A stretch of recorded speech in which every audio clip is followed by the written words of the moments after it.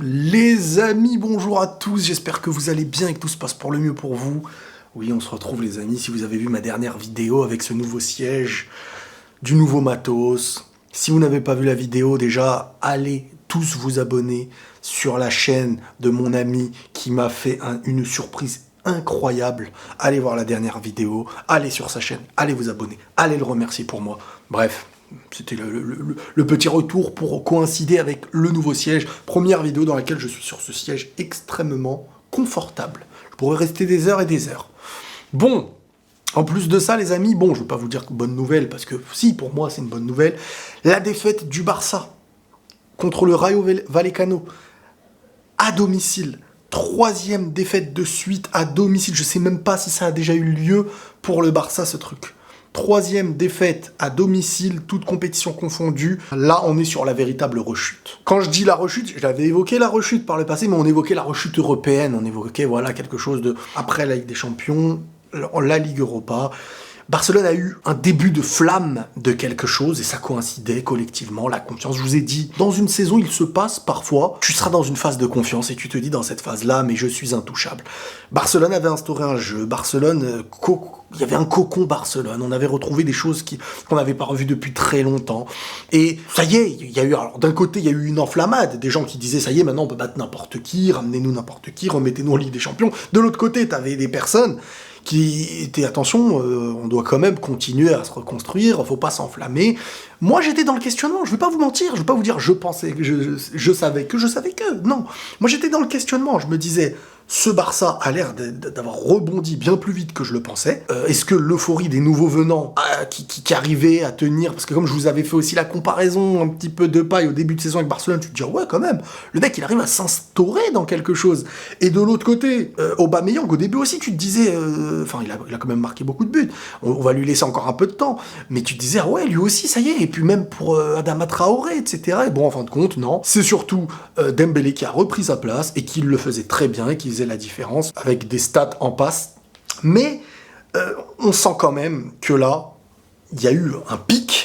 Alors, est-ce que c'était du sur-régime? Est-ce que c'était anecdotique? Est-ce que c'est une forme qui peut se retrouver très rapidement? Il y a du questionnement, mais malgré tout, là, c'est les matchs à ne pas rater pour Barcelone. Parce que bon, ils avaient des matchs en retard et ils n'ont pas du tout bénéficié de ça pour en faire un bon usage. Là, ils se retrouvent à 63 points, je crois, égalité avec Séville et l'Atlético qui a 61 points. Ils peuvent se retrouver, peuvent être 4e, hein, les gars. Ils peuvent se retrouver 4e. Donc il va falloir pour eux vraiment rebondir, et c'est dur parce que là on est dans une phase de non-concentration, on est dans une phase de perte de confiance. Et honnêtement, ce qui commence à ressortir, c'est un jeu stéréotypé. Tu vois pas un gars, à part Dembélé dans un côté, mais cette différence qui est faite, elle est beaucoup pour aller centrer et tout. Il manque ce joueur au Barça. Alors Pedri, c'est sûr qu'il manque. C'est triste de se dire, et c'est un peu ce que j'avais reproché au Real, quand à un moment donné, sans Vinicius, il n'y avait plus aucune profondeur, il manquait quelque chose qui coïncidait avec le jeu du Real.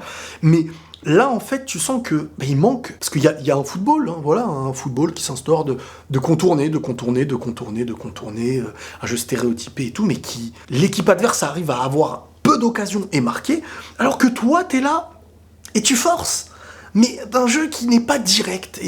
Et je trouve que cette capacité qu'ils avaient à allier football et réussite, elle a totalement disparu. Et la trêve, elle a mis une tarte, hein.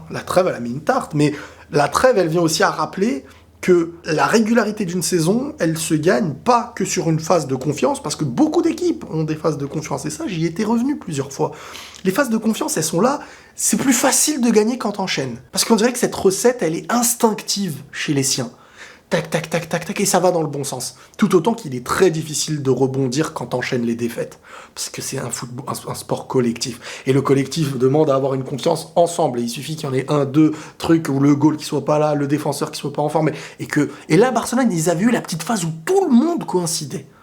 Tout le monde était au top. Mais c'est dans ces moments-là qu'il est très très très difficile pour eux, pour une équipe de football, de savoir rebondir. Alors l'arbitrage, encore une fois, bon, il y a eu une action où le péno aurait dû être donné en deuxième mi-temps, mais je n'ai pas revu l'action, je crois qu'il y a hors-jeu. Si ce n'est pas par le hors-jeu, c'est normalement un pénalty pour Gavi. Mais malgré tout, quand tu enchaînes 3 défaites de suite, l'arbitrage peut ne pas être à la hauteur, et ça c'est une réalité, hein. Je suis le premier à le dire, mais c'est vrai qu'à un moment, il y a un problème. il y a quand même un problème, parce que bon, tu te dis, vas-y, ce match-là, tu le perds pas, tu fais un nul, mais t'as quand même 2 buts de retard dans le match. T'as Barcelone qui avait des matchs en retard qu'ils auraient pu rattraper. Il y a quelque chose, il se passe quelque chose il retombe dans ce que ce Barça a le plus connu cette année. Et la petite phase de confiance, c'était un petit moment. Sur quoi il faut se baser? Se dire que le vrai Barça actuel, c'est celui du petit instant où ils étaient en sur-régime peut-être, ou au meilleur niveau, où en fait la norme est de revenir à ce niveau-là. Et là, c'est sûr que même en Europe, en Ligue des Champions et tout, là, vu comment ils sont capables du pire un peu trop facilement, c'est dangereux. Le mercato d'été va être très très primordial, mais pour que il soit intéressant, il faut aussi promettre une Ligue des Champions à ceux qui risquent de signer, même si un Barcelone peut toujours attirer, c'est Barcelone. Mais quand même, honnêtement, oui. Bon, le Real, il suffit d'un point, hein. C'est le point positif pour moi. Le Real, il suffit d'un point pour être champion. C'est la bonne nouvelle pour nous, les Madrilènes.